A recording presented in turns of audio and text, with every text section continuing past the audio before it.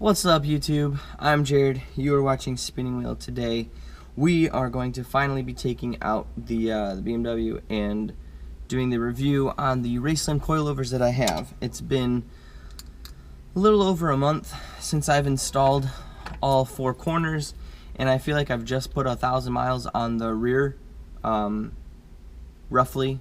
It could be a little bit more, it could be a little bit less, but yeah, today we're just going to talk about the Raceland coilovers to get my thoughts on them and see, just gotta get my thoughts and see what they're all about and if they're worth it for you guys, and maybe some tips or tricks for you looking for some suspension options. So let's get right into it, alright?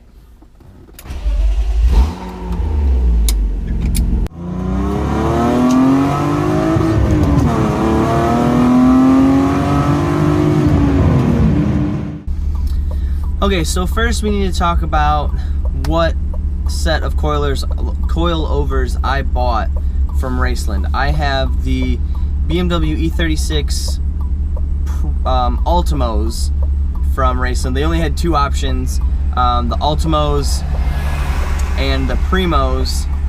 The Primos were about $60 more expensive than the set that I bought.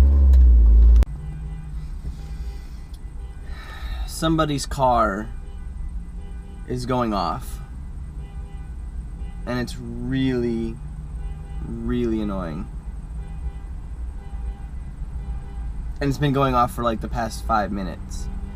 I am running 18-inch wheels all the way around. I have 45mm tires in the front and 40mm tires in the rear. So they fill up the wheel well quite a lot. And I have, if you've been watching the channel, you kind of know that I've already had to adjust the suspension a couple times because I've had issues with scraping, rubbing, and all that good stuff that everybody has when they join the low life. But my settings, at least in the rears, I have the springs and the adjustable coils as high as they can go. So like, it is giving me the most amount of room possible for that spring and coil setup. The front is not quite all the way there, but it is very close, and it still is. I mean, the front has the perfect amount of wheel gap that I was looking for.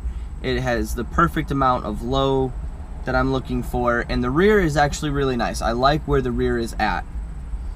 I just wanted to mention that to you guys because some of you guys will be looking for suspension setups for your own cars, and you may have different wheel setups than I have. I've got the 18-inch wheels. Some of you might be running the stock 15s or 16s. Some of you might be running 17s. Some of you might be running 19s. I should have gone with Primos, especially this being a convertible. It's a little bit heavier than the coupe or a sedan, based on there's a lot more frame rigidity, underbody rigidity that you have to do to make the structure sound and rigid. And then you've also got the top. When you put the top back, it sits right over the rear wheels. So I should have done the Primos. That's for me in this car. The wheels that I have, 18-inch wheels with the convertible, I should have gone with the Primos. I think with the tougher spring rates on the Primos than I have on the Ultimos now, I think mine are right now they're like 384 or something like that, right around 380, and I think the Primos were right around 440 or 430, and that in the rear would have been really nice because the rear likes to bounce around a little bit when you hit little dips and stuff like that, which is fine. But yeah, I would suggest if you have a convertible, go with the Primos if you're looking at Raceland. If you have the coupe or a sedan, you could get away with either one, but the Primo does give you that full adjustability as far as the dampening goes. So I do most of my driving around town. I don't really hit the highway very often. So most of my driving is around town. You get some interesting roads, not always the smoothest, and the ride is relatively comfortable.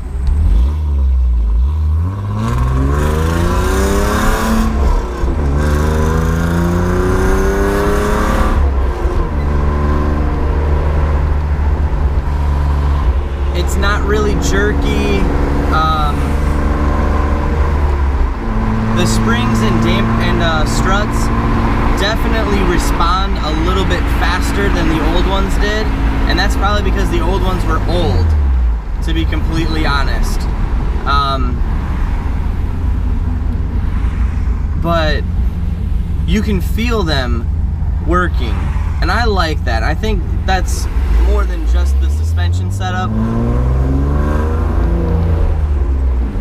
I think that's more a BMW thing. I mean, they're called the ultimate driving machine for a reason, and I think it's because they're really focused on driver involvement and driver feel. The body roll is not terrible in this car with this current suspension setup that I have. But it is still there, and the only way I will eliminate the body roll is to upgrade the sway bars. I just haven't had the time or the money to spend on sway bars. But like I said, for an affordable option for you, Raceland makes a quality set of coilovers. It's a quality setup for the $370 that I paid. You can't beat that price hardly anywhere, not even with eBay coilovers. eBay coilovers are going to cost you roughly the same, and you're going to get really crappy quality. So, like I said, very happy with the ride comfort. It's basically what exactly I was looking for. I think the only thing I would do differently would be to get the Ultimo, or get the Primos next time, for the tougher spring rates and the adjustable dampening. And I might want to run a smaller wheel. I don't want to run a smaller wheel because I really like the wheels that I have on the car now, and they just happen to be 18-inch wheels. If I were to rate them on a 10-point scale, I would probably rate them at between a 7.5 and an 8.5 as far as quality, price, customization, as far as ride height and adjustability. I would give, wow, that was the wrong year to be in.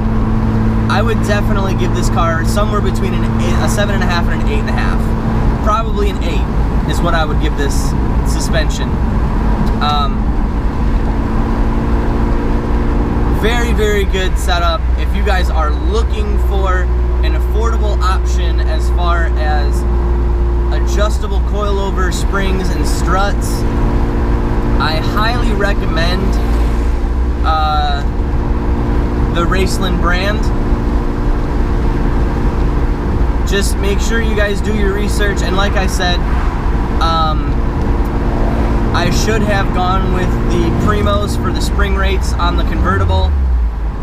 If you're driving a coupe or a sedan, it's not really going to bug you too much to have the Primos. You'll be fine as far as spring rates for that goes. So yeah guys, that's it for me. Thank you so much for watching the video. I hope you enjoyed my review of my Raceland coilovers.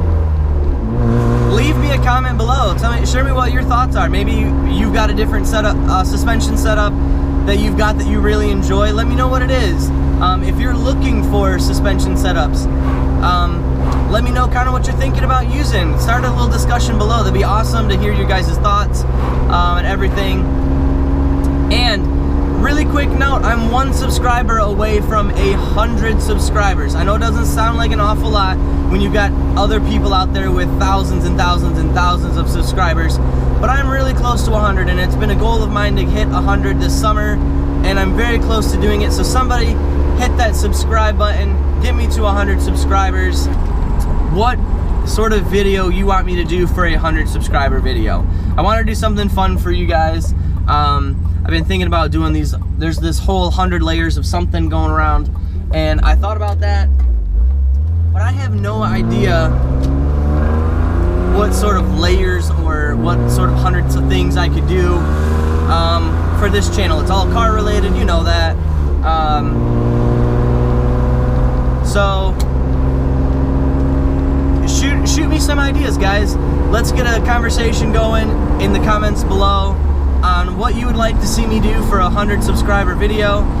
And once I hit 100 subscribers, I will announce the 2 winners of the 2 Spinning Wheel Channel t-shirts that I'm giving away, and tell you how to redeem that, and so you can get the t-shirts. So yeah, hit the subscribe button, share this video with some friends, share the channel with some friends, especially if you guys like it. So yeah, thanks a lot, guys, again for watching the video, hanging out with me during this review of the Raceland coilovers that I've got. Keep it yagging, guys, and I will see you all